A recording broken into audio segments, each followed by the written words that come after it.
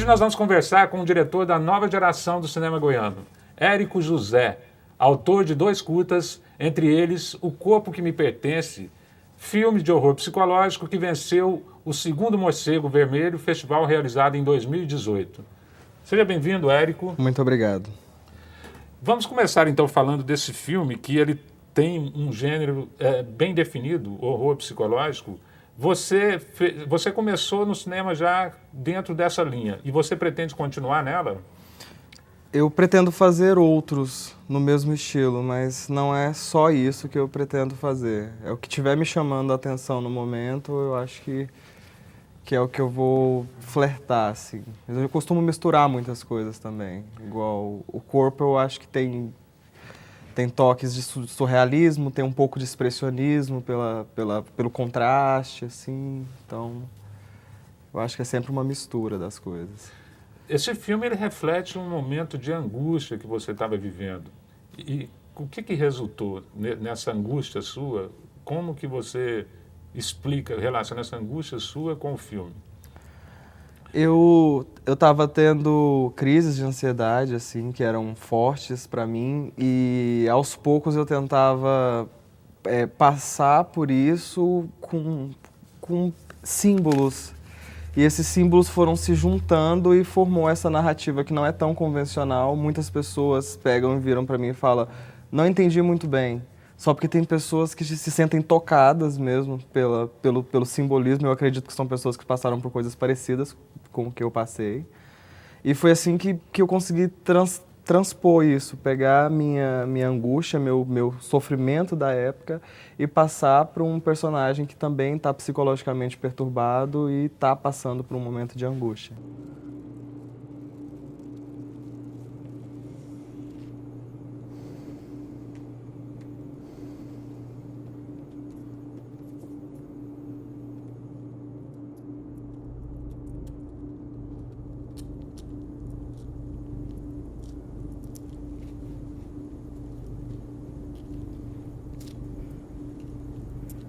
Boa noite. Posso te ajudar? Tô com um quarto ali.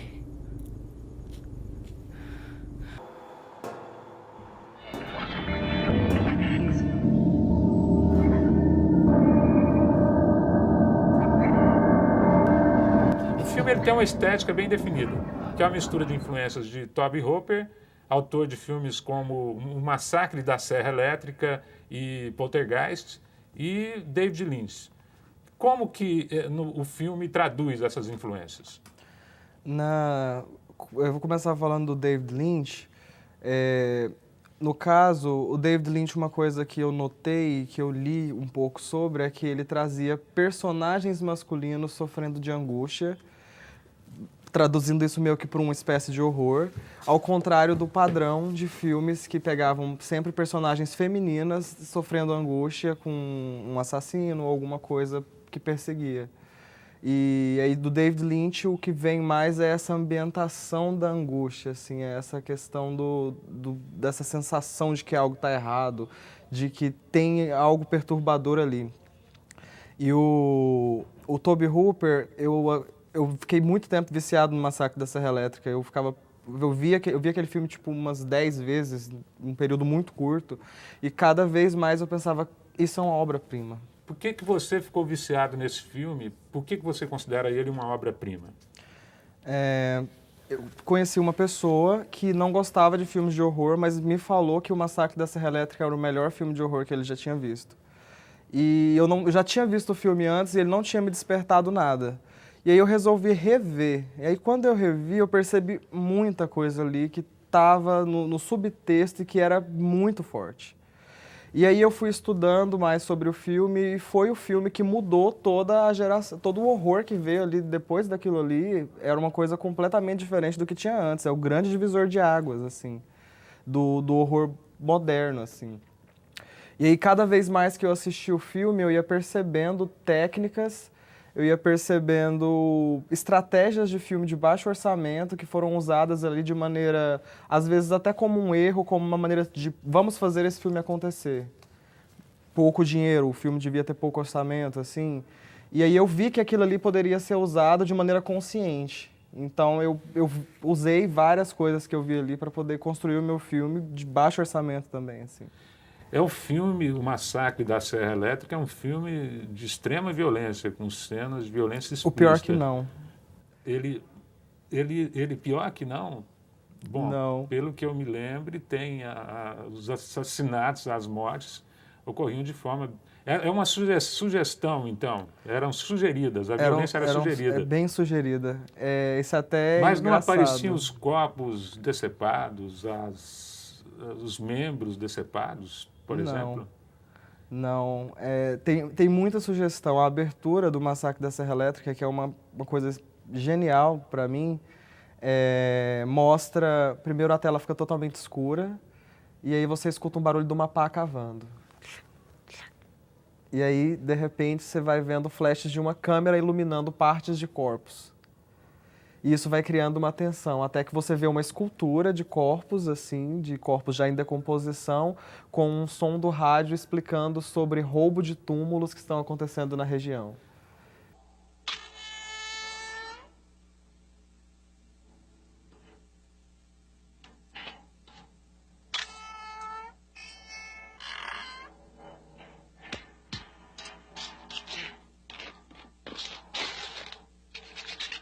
Agora, as notícias locais transmitidas pela sua rádio predileta. Essa é só uma entre a série de decisões a serem votadas pela investigação. O resto do filme é quase tudo muito na sugestão, assim. É interessante. Então, realmente, é uma obra-prima, porque, por exemplo, eu vi esse filme há muitos anos e ficou na minha cabeça que ele tem cenas extremamente violentas. Eram só sugestões, então, o barulho da serra, Sim. a tensão vivida pelos personagens. Então, vamos rever esse filme, né? Com outros olhos. Sim. E o seu filme também, ele sugere uma violência, ele não tem uma violência explícita. Não tem. Você fez uma homenagem para o seu pai, com um personagem açougueiro. Seu pai é açougueiro e você colocou um personagem açougueiro como protagonista da história. Sim. Mas a semelhança com seu pai para aí, é só o fato de ele ser açougueiro. Só o fato dele ser açougueiro, mas sempre que eu estudava roteiro, porque o filme ele nasceu de uma vontade minha de melhorar a minha escrita de roteiro, mas voltado para o que eu queria fazer. O meu roteiro ele é feito para a imagem, não importa muito a história. Não me ligo muito à história, eu gosto da imagem, assim, da direção, mais pro rumo do filme experimental mesmo do que pro filme narrativo. E sempre que eu estudava roteiro, a dica era, fala sobre alguma coisa que você conhece. E aí eu gosto de horror e eu conheço um açougueiro. Então eu acho que o açougueiro combina bem com isso. Vamos aproveitar e falar da fotografia desse filme. Sim. O Corpo que Me Pertence é filmado todo em PIB. Sim. E por que você fez essa opção? Porque eu queria trazer para o filme essa sensação de pesadelo, sabe? E eu sentia que o preto e branco ia contribuir para isso. E isso veio da influência do expressionismo alemão. Tanto que quando eu comecei a escrever o roteiro, eu sempre tive a ideia de que esse filme seria preto e branco.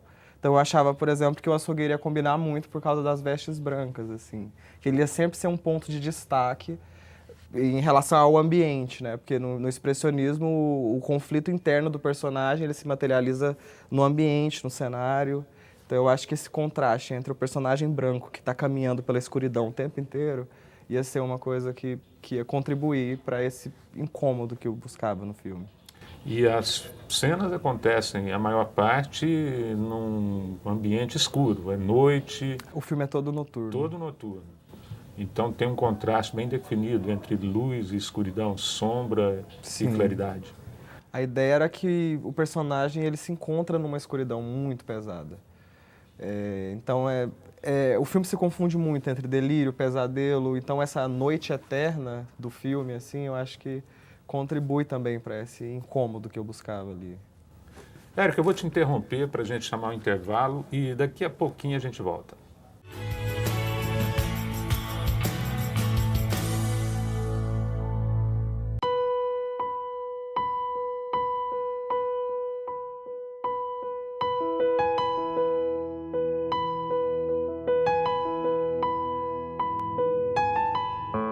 Se você se identifica com essas frases e quer ajudar, venha ser voluntário do CVV.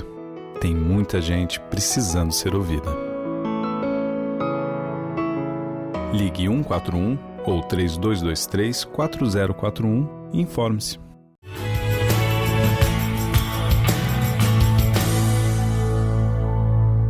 Estamos conversando aqui com o Érico José, diretor da nova geração do cinema goiano. Érico, então, continuando, falando sobre a fotografia do filme O Corpo que Me Pertence. Ele já nasceu com essa proposta de ser P&B. Sim. Ele já nasceu, o filme já nasceu com a proposta de ter uma estética preto e branco. Sim. E o que eu acho legal é que foi um filme de estudantes, que a maioria das pessoas estavam ali aprendendo diversas coisas, e mesmo o Larry Machado, que foi o diretor de fotografia, tendo uma experiência muito, muito grande, foi o primeiro filme preto e branco que ele fez também. Então, foi uma oportunidade dele experimentar isso também, sabe? E Larry é um excelente profissional e contribuiu muito para esse filme. Vocês vão ter a oportunidade de conferir tudo isso logo após a entrevista. O filme O Corpo que Me Pertence será exibido na íntegra. Um curta de 19 minutos, não é isso, Érico? Correto. Érico, e a trilha sonora, como que foi construída? A trilha sonora, eu tinha ideias de coisas que eu queria. Eu queria sempre um ruído que incomodasse ao fundo, assim.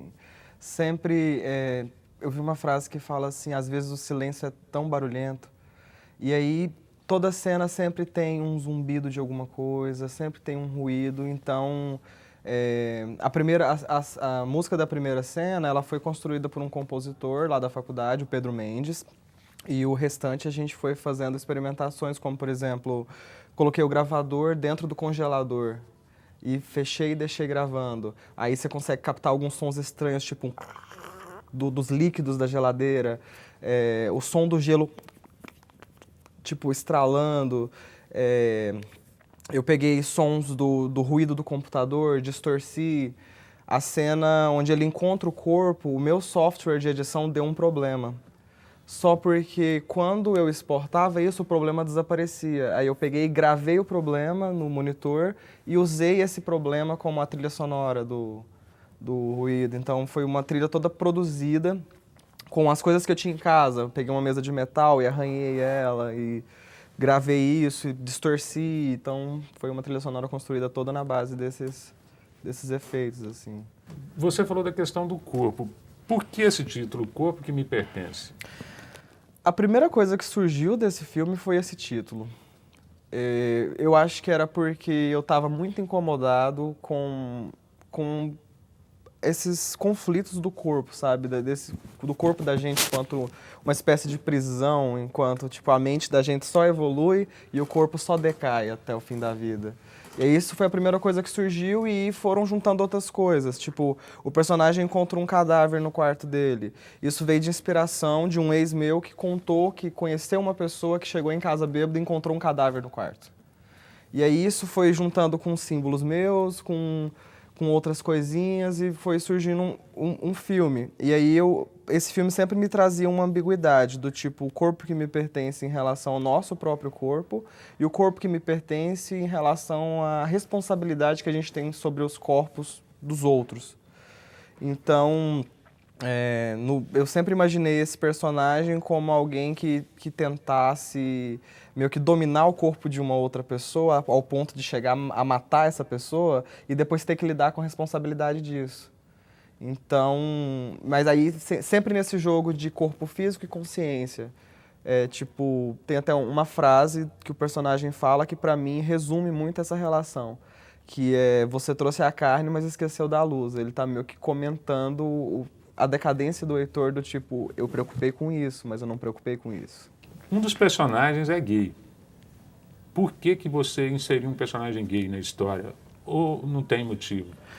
A motivação é que eu acho que é uma realidade que eu conheço mais, por eu ser gay, assim. Então, acho que eu vou sempre abordar personagens gays, mas não em relação aos conflitos óbvios que são abordados. Sempre porque, tipo, tentação, ele é sobre traição. Traição é uma coisa que acontece tanto com héteros quanto com gays. Mas eu falei do universo gay porque é o universo que eu conheço melhor. No caso do corpo, eu queria aquela relação entre os personagens fosse uma relação gay porque é um tipo de conflito que eu conheço melhor. É o querer o cara que você não pode ter. É o não se aceitar porque você tem um bloqueio aqui, entendeu? Mas você não aborda a questão do homossexualismo, de personagens gays, dentro de uma ótica tradicional. Você procura dar outro viés. O personagem gay é um assassino. Sim. No caso do corpo, sim. No caso do tentação, é só um conflito normal de desejo, sabe? Às vezes você tem uma pessoa e sente desejo pela outra. Isso acontece com qualquer ser humano no mundo. E como você lida com isso, não tem relação nenhuma se você é heterossexual, se você é homossexual. Vamos falar então de outro trabalho seu, que é Tentação. Também nessa linha de surrealismo, de experimentação? O Tentação, ele tem menos isso, mas ele tem algumas coisinhas, assim, que eu tava testando, eu acho que pra melhorar para trabalhos futuros, assim, tipo... Tentação também tem esse deslocamento, igual no corpo tem a questão da noite eterna, assim, né? E no Tentação a gente nunca sabe se é noite ou se é dia que as coisas estão acontecendo também. No Tentação eu tive a oportunidade de experimentar cenas de carro também, que é uma coisa que quando eu estava na faculdade era uma coisa difícil de se pensar, assim, né? E foi um lugar que eu pude testar a minha criatividade para direção, cortes e como que é essa questão de dirigir, né? Como que é esse negócio de... que é técnica de direção? Então, ali eu estava testando algumas brincadeirinhas que eu ia usar depois. Teve aniversário da Rita lá no trabalho. Mas quem que é Rita? A Rita, que traiu o marido com o policial que faz a ronda com seu pai. Não lembra da Rita? Vai dormir.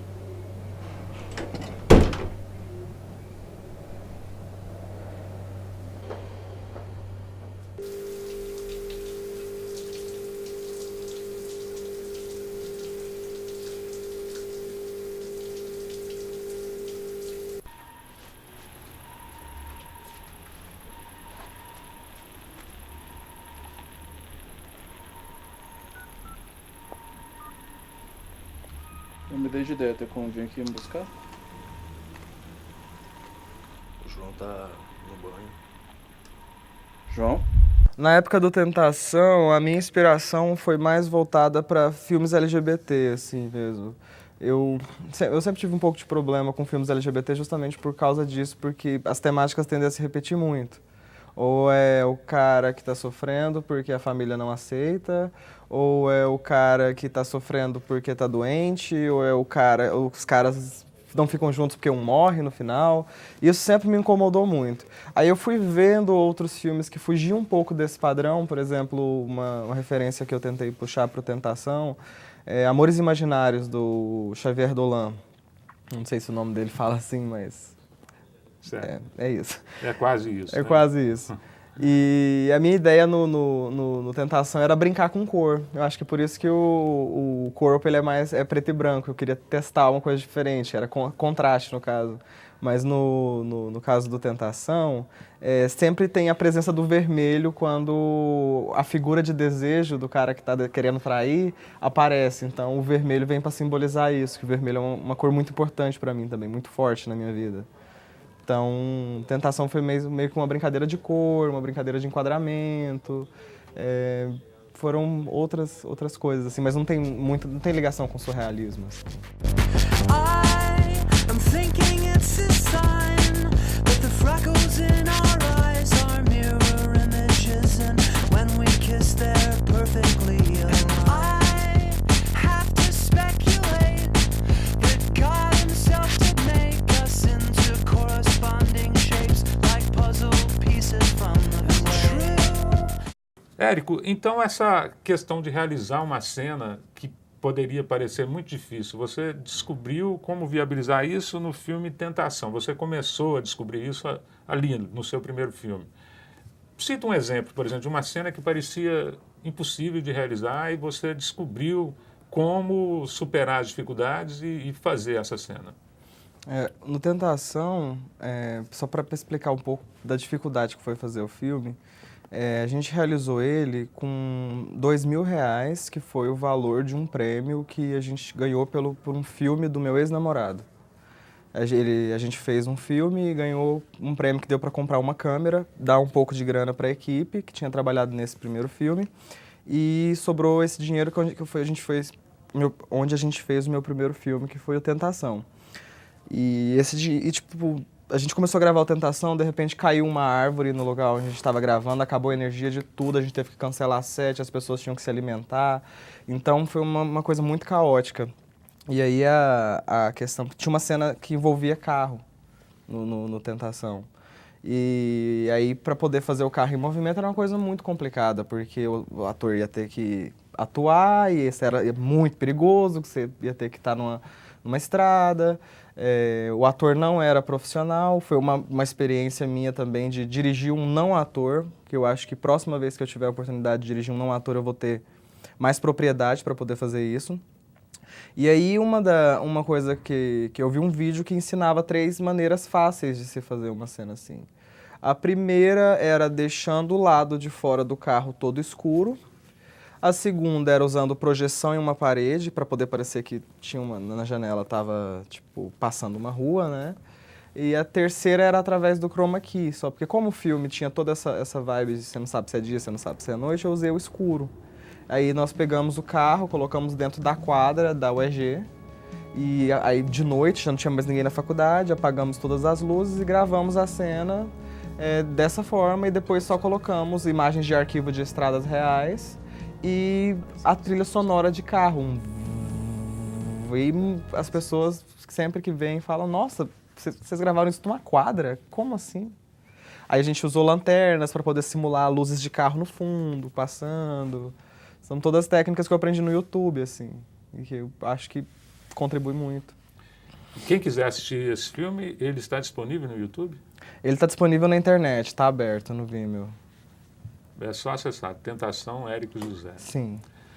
Muito bem, Érico, nós estamos chegando ao fim do programa e antes de terminar, eu queria que você sugerisse um filme, ou 2 filmes, ou toda a obra de um diretor, aqueles filmes, aquele diretor que ninguém pode deixar de assistir. Que ninguém pode deixar de assistir? Apesar de eu ter os meus preferidos, eu acho que Ingmar Bergman seria o diretor escolhido para falar assim, esse cara foi foda. E qual filme dele? Ou todos? E eu gosto muito do A Hora do Lobo e também gosto muito de Mônica e o Desejo. Mas também vou sugerir um outro filme que foi o que me fez despertar para o cinema, que é 2001, Odisseia no Espaço. Completou 50 anos recentemente, agora. Que foi o filme que me fez, assim, pensar, eu quero fazer isso. Muito obrigado pela presença. E você assiste agora O Corpo que Me Pertence, de Érico José.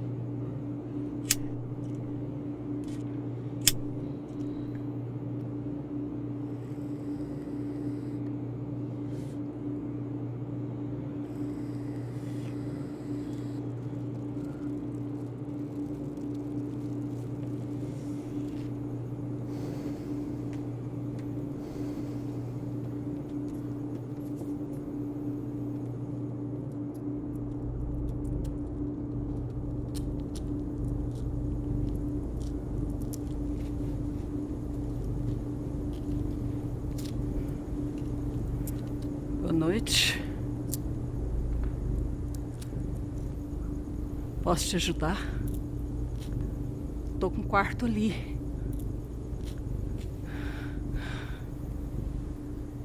Quer dar uma passadinha lá?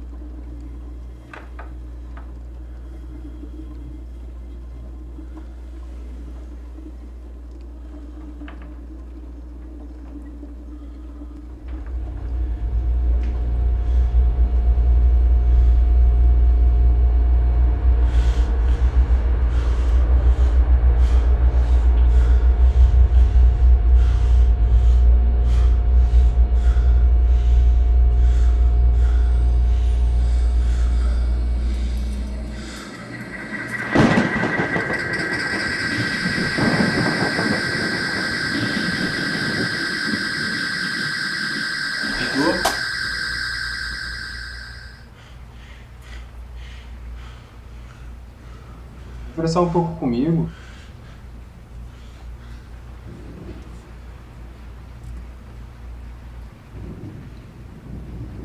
Heitor. Já tô indo. Ai, tá cada vez mais difícil, viu? Hoje mesmo eu não consegui nenhum centavo. Mas nesse tempo, ninguém sai de casa. Você trouxe a carne, mas esqueceu da luz.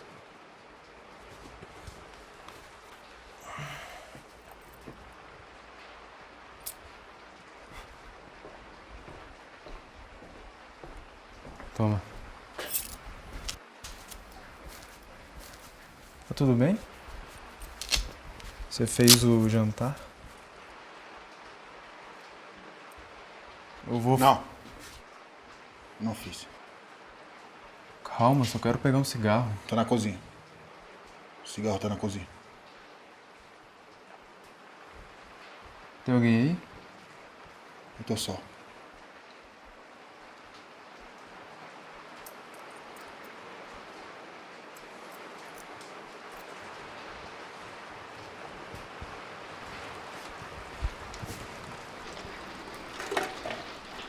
Acertou as contas?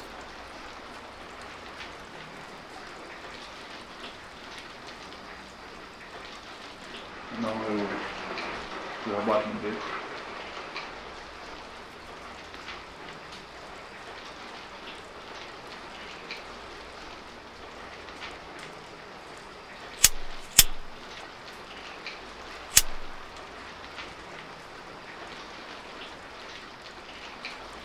E agora? Como é que termina essa história?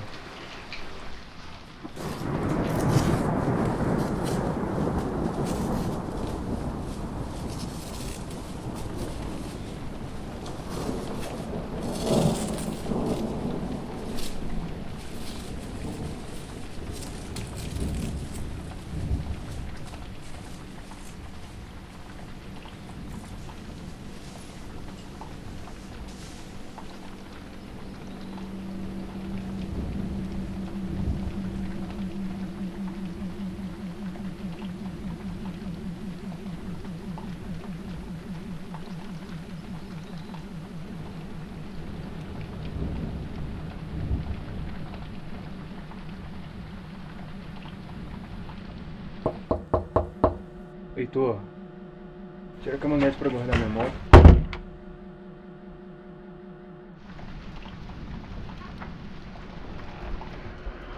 Já eu tiro. Só tô resolvendo um problema. Tô esperando. Vai sair ainda hoje? Deixa eu só trocar de roupa. Já eu venho. Espera.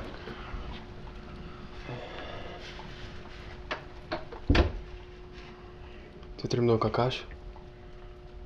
Que caixa? A única. Acabou.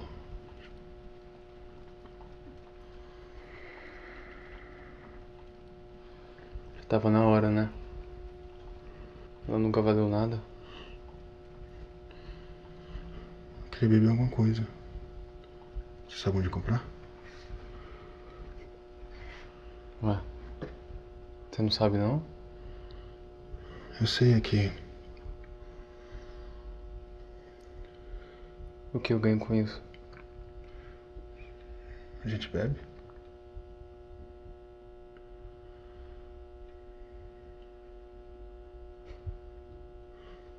Vai lá. Vou fazer algo pra gente comer. Espera.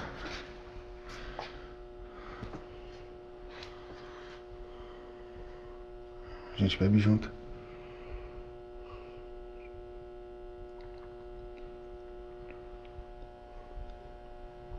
A gente bebe junto.